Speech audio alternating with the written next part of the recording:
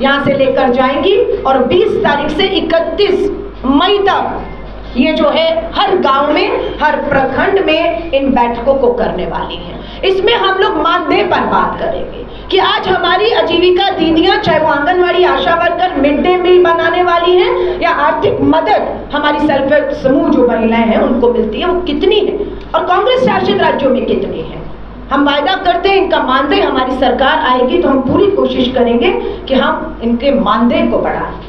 इनको सरकार से जब बाहर हो, जो उम्र है इनकी, उसको रिटायरमेंट की एज को अगर कम है तो उसे जो सामान्य एज 60 साल है उसको किया जाए। इन्हें भी पेंशन, इन्हें भी सारी सुविधाएं इन बहनों को दी जाए। इनको यूनिफॉर्म ID कार्ड पहचान दी जाए जो नहीं मिल रही है, इनके मान सम्मान से जो है वो ठेस पहुंचाई जा रही है। मैं लास्ट बात कह के खत्म करूंगी।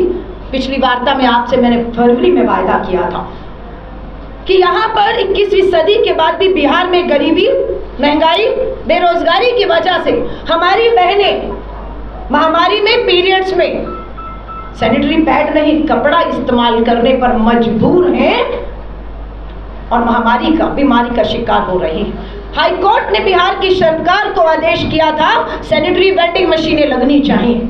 हाईकोर्ट के आदेश के बाद एक भी इस भाजपा की डबल इंजन की सरकार ने बिहार में सैनिटरी वेंडिंग मशीन नहीं लगाई और ना महिला को काम और कमाई और ना पैड मिले, आदमी कपड़ा इस्तेमाल कर रही है। लेकिन मैंने फरवरी में आपसे वायदा किया था। मैं धन्यवाद करती हूँ अध्यक्ष का, हमारे नेताओं का। इनकी मदद से हम लोगों ने बिहार में 2 जिलों में 2 सैनिटरी वेंडिंग मशीनें लगा ही नहीं दी हैं। बहनों को काम और कमाई देकर पैड बनने का काम भी शुरू हो गया और हजारों पैड हमारी बहनें बना भी रही हैं। एक हमारी प्रतिमा जी की विधानसभा में मशीनें चल रही हैं, धड़ाधड़ महिलाएं काम कर रही हैं, और दूसरी हमारी अमिता भूषण जी, 2 महिलाओं ने इसकी जिम्मेदारी ली।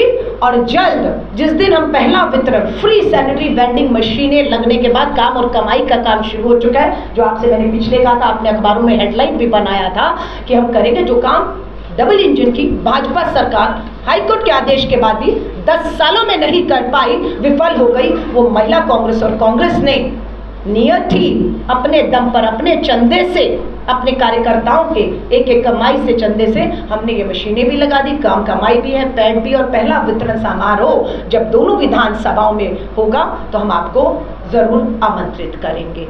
तो जहां चाहा वहां रहा, नियत होनी चाहिए। हम सत्ता में नहीं है, हमारे पास कोई सरकारी फंड भी नहीं है, आपके पास सब कुछ था पर नियत नहीं थी, भ्रष्टाचार की बलि चढ़ गई बहुत सी योजनाएं।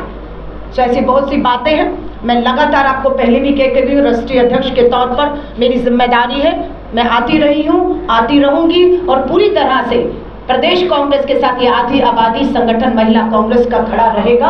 और आपने, हमारे शकील खान जी ने, हमारे प्रदेश अध्यक्ष जी ने, जो अभी प्रशिक्षण शिविर में आपने हमें रास्ता आगे का दिखाया है, मैं यकीन दिलाती हूँ पूरी महिला कांग्रेस उस रास्ते पर चलकर बिहार की आधी आबादी को ताकत और न्याय देने का जो है वो काम करेगी। आप सभी पत्रकार साथियों का मैं धन्यवाद करती हूँ। और मेरी प्रेस वार्ता महिलाओं को, आधी आबादी को केंद्र में रखकर की गई है। इससे संबंधित आपके कोई भी सवाल मुझसे या हमारे नेतृत्व से होंगे, उनका स्वागत है। धन्यवाद। मुद्दे पर घेरने के लिए महिला कांग्रेस ने पूरी तरह से अपनी कमर कस ली है।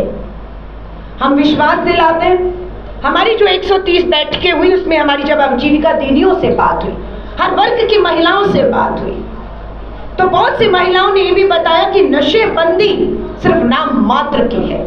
जहरीली शराब, अवैध शराब राज्य में प्रवेश कर रही है और ये सरकार और प्रशासन की देखरेख में हो रही है। बहनों ने हमें बताया, एक वीडियो हमने अपनी सोशल मीडिया से भी जो है आपके सामने रखा कि वो कह रही है कि कोई नशे की पाबंदी नहीं है, अवैध शराब, जहरीली शराब आई और लोग मारे भी गए। ये आप भी सच्चाई जानते हैं।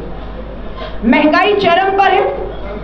विधानसभा का अंतिम सत्र होने वाला है और उस विधानसभा के अंतिम सत्र जब जुलाई में होगा तो हम विधानसभा को एक चार्जशीट जारी करेंगे और विधानसभा में पिछले डबल इंजन की भाजपा सरकार और देश के केंद्रीय नेता भी आएंगे, प्रधानमंत्री जी भी आएंगे और अमित शाह जी भी सब आएंगे।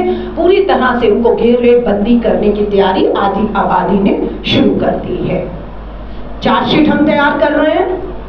ये जो बैठकों का दौर शुरू होगा, इसमें एक महिलाएं अपनी चार्जशीट लेकर आएंगी और हम अपना घोषणा पत्र, जो न्याय पत्र हम कह रहे हैं, हम पार्टी को सौंपने जा रहे हैं।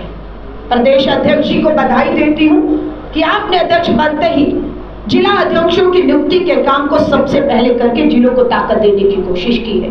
मैं आपका धन्यवाद करती हूँ कि आप लोगों ने हमें कहा कि प्रदेश कार्यकारिणी का भी गठन जल्द होने वाला है।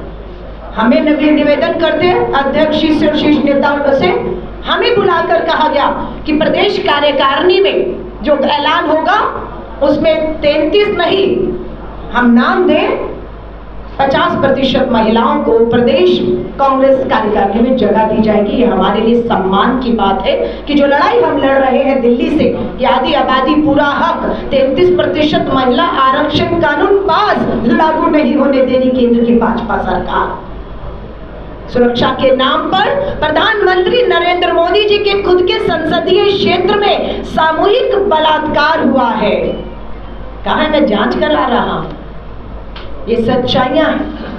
नीतीश जी एक मुख्यमंत्री के तौर पर इतिहास के, बिहार के इतिहास में सबसे कमजोर मुख्यमंत्री साबित होने जा रहे हैं, और जो मुख्यमंत्री कमजोर होता है उसका राज्य मजबूत नहीं हो सकता है। तो एक कमजोर मुख्यमंत्री को जाना तय है, और ये इंडिया गठबंधन पूरी ताकत के साथ एकजुट होते हुए करने वाला है। मैं, क्योंकि ये सवाल हमें सूट करता है कि अध्यक्ष जी ने कहा मैं प्रदेश का अध्यक्ष हूँ, कार्यकारिणी मेरे हाथ में, फैसला मुझे लेना है, उसमें महिलाओं को आप देखेंगे अगर 100 पुरुष हैं तो 30 महिलाएं दिखेंगी। हमें तो कहा कि आप 50 दीजिए, तो 100 में बराबर की भागीदारी। बिल्कुल, अब मैं टिकट पे भी आती हूँ, मैं आपको विश्वास दिला रही हूँ। प्रशिक्षण शिविर, इसके बाद हम जाएंगे गाँव-गाँव में, ना जाने कौन सी महिला जो आजीविका दीदी है, जिनका संघर्ष है, आंदोलन किया, ये शराब नशेबंदी यूं ही नहीं हुई जिसका श्रेय आज यहाँ की सरकार लेती हुई महिलाओं के बड़े आंदोलन से हुआ। उस आंदोलन की महिलाएं भी अगर आगे आकर हमें कहेंगी कि हमें टिकट दीजिए, हमें चुनाव में उतरना है, तो मैं पूरा विश्वास दिलाती हूँ ये हमारी जिम्मेदारी है कि अगर हम टिकट मांगे तो हम उन महिलाओं के नाम भी, सशक्त महिलाएं जो जमीन पर है, चुनाव लड़ सकती हैं, जीत सकती हैं, विधायक बन सकती हैं, हम उनके नाम जरूर देंगे। और मुझे पूरा विश्वास है कि आपको सिर्फ महिला संगठन में ही नहीं, चुनाव भी, मैदान में भी महिलाएं चुनाव में लड़ते हुए और हम आपको उनके लिए प्रचार करते हुए दिखेंगे।